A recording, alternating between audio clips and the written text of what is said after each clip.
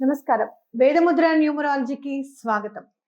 చాలా సందర్భాల్లో మనం వినే మాట కాలసర్పదోషం. మేము మా జాతకం చూపించుకున్నామండి. మా అబ్బాయి జాతకం చూపించాం, లేకపోతే అమ్మాయి చూపించాం. లేదు మా వారిది మా దాంట్లో జాతకంలో మా కాలసర్పదోషం ఉంది అని చెప్పారు అని చెప్తూ ఉంటారు. అసలు కాలసర్పదోషం అంటే ఏంటంటే జాతకం కుండలిలో ఎక్కడైతే రాహుకేతుల మధ్యలో మేజర్ ప్లానెట్స్ మిగతా 7 ప్లానెట్స్ ఉంటాయో అది కాలసర్పదోషంగా పరిగణించబడుతుంది అనమాట. అంటే సర్పదోషం అనేది ఉంది, అది క్రితం జన్మ నుంచి కూడా వచ్చి ఉండొచ్చు అనేది ఖచ్చితంగా చెప్పుకోవచ్చు. అయితే మరి దాన్ని ఎలా నివృత్తి చేసుకోవాలి అని అంటే కనుక చాలా పెద్ద పూజలు చెప్పారు. లేదు అంటే నారాయణ నాగబలి చేయమని చెప్పారు. లేదు అంటే ఆశ్లేష బలి పూజ చెప్పారు, నవనాగ పూజ చెప్పారు, ఇలా సర్ప సంస్కారం చెప్పారు అని చెప్తూ ఉంటారు. మరి కాలసర్ప దోషం ఉన్నప్పుడు ఆల్రెడీ చాలా ఇబ్బందుల్లో ఉంటారు. అంటే స్టెబిలిటీ లేకపోవడం, ఉద్యోగం సరిగ్గా లేకపోవడం, పెళ్లి కాకపోవడం, పెళ్ళైనా కూడా ప్రాబ్లమ్స్ ఉండడం, ఆర్థికంగా చాలా ఇబ్బందులు అనేది మనం చూస్తూ ఉంటాం. అసలు ఆర్థికంగా బాగుంటే ఇంత దోషం గురించి ఆలోచించాల్సింది ఏముందండి, డబ్బులు ఉంటే మేము తప్పకుండా చేయిస్తామండి అని మాట్లాడుకుంటూ ఉంటాం. మనం ఎప్పుడు అనుకుంటాం డబ్బులు ఉంటే అసలు ఏ పూజకైనా మేము వెనకాడమండి అని అనుకుంటాం. కానీ డబ్బులు ఉన్నప్పుడు మాత్రం పూజ చెయ్యాలి, ఎవరితోనా చేయించుకోవాలి అన్న ఆలోచన వచ్చినా కూడా సరే తర్వాత చేయించుకుందాంలే అని చెప్పి అనుకుంటుంటాం. అది మానవ మాత్రలం కదా, అలా ఆలోచన చేయడంలో తప్పేమీ లేదు, అలా ఆలోచిస్తూనే ఉంటాము. కానీ ఆ ఆలోచనని కరెక్షన్ చేసుకోకపోవడం మాత్రం తప్పు అని నేను ఖచ్చితంగా భావిస్తాను. అయితే మనం ఏం చేయాలి మరి? కాలసర్ప దోషం ఉంది, చాలా ప్రాబ్లమ్స్ ఉన్నాయి, డబ్బుకి ఇబ్బందిగా ఉంది. అలాంటప్పుడు ఏం చేయాలి అని అంటే గనక ఆ మహాశివుడిని వేడుకోవాలి. ఆయనకి మీరు చూస్తే గనక లక్ష్మీ నరసింహస్వామి కూడా ఆయన నీడలో ఉంటారు. విష్ణుమూర్తికే ఆయన ఆదిశేషుడు చక్కగా ఆయన మీద పడుకొని ఉంటాడు, శేష తల్పమయ్యాడు. అటు మన మహేశ్వరుడికి అయితే ఆయన చక్కగా ఈశ్వరుడు చక్కగా వాటిని వేసుకొని ఉంటాడు. ఆభరణాలు, కంఠాభరణాలు అనుకోండి, ఇంకా అవునా కాదా?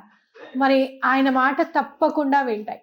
కాబట్టి మనం ఏం చేయాలి అని అంటే 5 బుధవారాలు, బుధవారం గుర్తుపెట్టుకోండి, ఇక్కడ నేను సోమవారం అని చెప్పట్లేదు, మంగళవారం అని చెప్పట్లేదు. 5 బుధవారాలు ఈశ్వరుడి గుడికి వెళ్ళి అభిషేకం చేయించుకోండి. అక్కడ మహాన్యాసపూర్వక రుద్రాభిషేకం చేయిస్తే ప్రతి బుధవారం నాడు చేయించుకోండి 5 బుధవారాలు. అది కూడా చేసుకోవడానికి ఇబ్బందిగా ఉంది అంటే బయట ఉన్న శివుడు గుళ్ళో ఉంటాయి, చక్కగా నీళ్లు అభిషేకానికి చెంబు తీసుకొని వెళ్ళి నీళ్లతో అభిషేకం చేయండి స్వామికి. ఓం నమ శివాయ మంత్రం 108 సార్లు చదవండి. ఇట్లా ప్రతి బుధవారం 5 బుధవారాలు చేసేటప్పటికి మీ జీవితంలో తప్పకుండా మార్పుని చూస్తారు. పెళ్ళిళ్ళ సంబంధాలు కుదరాలి అంటే కుదురుతాయి. అలాగే ఆర్థిక ఇబ్బందులు ఏమన్నా తొలగిపోవాలి అంటే తొలగిపోతాయి. పిల్లల మాట వినడం లేదు, ఇవన్నీ కూడా అంటే పెద్దవాళ్ళ మాట వినద్దు అనే మాయకు అమ్మేస్తుంది వాళ్ళకి. ఓకే, ఇలాంటివన్నీ కూడా సాల్వ్ అవుతాయి. ఇంట్లో అస్థిరత్వం అండి చాలా, ఒకళ్ళ మాట ఒకళ్ళు వినరండి. అసలు మాట్లాడేది ఒకళ్ళు మాట్లాడేది సేమే. నేను మాట్లాడేది మా వారు మాట్లాడేది ఒకటే, కానీ ఆయన అర్థం చేసుకోవట్లేదండి నన్ను అని చెప్పి చాలా మంది చెప్తూ ఉంటారు. ఇలాంటివన్నీ కూడా తొలగిపోతాయి అన్నమాట. ఎప్పుడెప్పుడో పూర్వీకులు చేసిన సర్పదోషాలు ఏమన్నా ఉంటే కూడా అవన్నీ కూడా తొలగిపోవడానికి, తొలగింపజేసుకునే అవకాశం మనకి రావడానికి ఈ 5 బుధవారాల పూజ ఈశ్వరుడిది చాలా బాగా కలిసి వస్తుంది అని చెప్పచ్చు. అయితే 5 బుధవారాలు మీరు వెళ్ళేటప్పుడు మారేడు దళాలు తీసుకొని వెళ్తే, ఒక్క మారేడు దళమైన ఏక బిల్వం శివార్పణ కనీసం ఒక్కటైనా సరే తీసుకొని వెళ్ళి చక్కగా స్వామికి ఇట్లా బోర్లిచ్చాలన్నమాట. మారేడు దళం బోర్లిచ్చి అభిషేకం చేయండి. స్వామి తప్పకుండా ఈ ఆర్థిక ఇబ్బందుల నుంచి, కాలసర్ప దోషం అనేది మా జీవితాల నుంచి వెళ్ళిపోవడానికి మాకు సహకరించిన ఆయన అని చెప్పి దండం పెట్టుకోండి. ఒకవేళ మీకు 5 బుధవారాలు చేసిన తర్వాత మీకు బాగా కలిసి వచ్చింది, మాకు చాలా సంతోషంగా ఉంది అని కనుక మీకు అనిపిస్తే తప్పకుండా ఇంకొక 5 బుధవారాలు చేయండి. ఈశ్వరుడి దయ వల్ల తప్పకుండా కాలసర్ప దోషం నివృత్తి అవుతుంది మీ జాతకంలో అని చెప్పి తప్పకుండా నమ్మండి. చాలా మంది నా దగ్గరికి వచ్చినప్పుడు ఏమంటారో తెలుసా, చాలా పూజలు చేసేసామండి, అబ్బో ఎన్ని డబ్బులు ఖర్చు పెట్టామో అని చెప్పి చెప్తూ ఉంటారండి.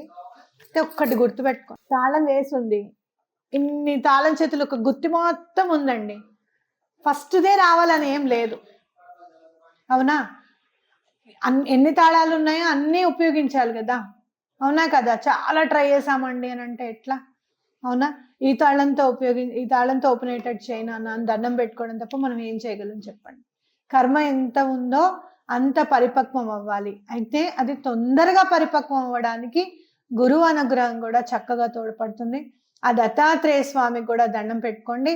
మీకు కుదిరితే గనక అక్కడ ఓం నమ శివాయ మంత్రంతో పాటు దత్త స్తవం కూడా చదవండి. ఎందుకు అనంటే మీరు చూస్తే దత్తాత్రేయ స్వామి దగ్గర కూడా నాగుపాము ఉంటుంది. మీరు ఫోటోలో చూడండి, శ్రీపాద శ్రీవల్లభుల ఫోటోలో కూడా చూడండి, నాగుపాము ఉంటుంది పక్కన, 4 కుక్కలు, అలాగే పాము, ఆవు, ఔదుంబర వృక్షము ఉంటుంది స్వామివారి ఫోటోలు. కాబట్టి మీరు చూస్తే గాణగపురం నృసింహ సరస్వతి స్వామివారు కూడా మహాన్యాసపూర్వక రుద్రాభిషేకానికి చాలా పెద్ద పీట వేశారు. అందుకే గాణగపురంలో రుద్రాభిషేకం చేస్తూ ఉంటారు అనమాట. కాబట్టి చక్కగా దండం పెట్టుకోండి. ఎటువంటి పరిస్థితుల్లోనూ ఈ మార్గశీర్ష మాసం నాడే ఈ బుధవారం నుంచే స్టార్ట్ చేయండి.